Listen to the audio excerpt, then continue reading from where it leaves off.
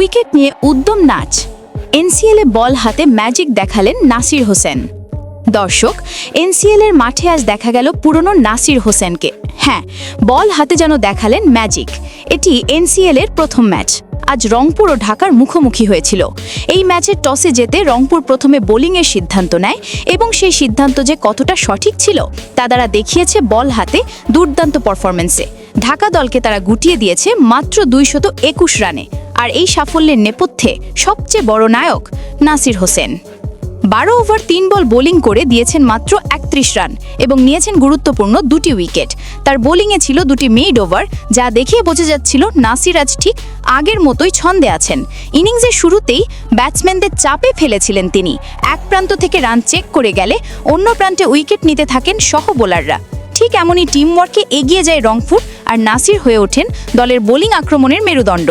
বিশেষ করে তার নেওয়া 2টি গুরুত্বপূর্ণ উইকেট ঢাকা ইনিংসকে ভেঙে দেয় মাঝপথেই। প্রতিটি বলেই দেখা যাচ্ছিল অভিজ্ঞতার ছাপ, আর উইকেট পাওয়ার পর নাসিরের উদ্যম উল্লাস। তো দর্শক, নাসির হোসেনের এমন দুর্দান্ত বোলিং পারফরম্যান্স আপনাদের কেমন লেগেছে অবশ্যই জানাবেন ভিডিওর কমেন্ট বক্সে। আর যদি ভালো লাগে লাইক, শেয়ার ও সাবস্ক্রাইব করতে ভুলবেন না। এতক্ষণ আমাদের সঙ্গে থাকার জন্য অসংখ্য ধন্যবাদ।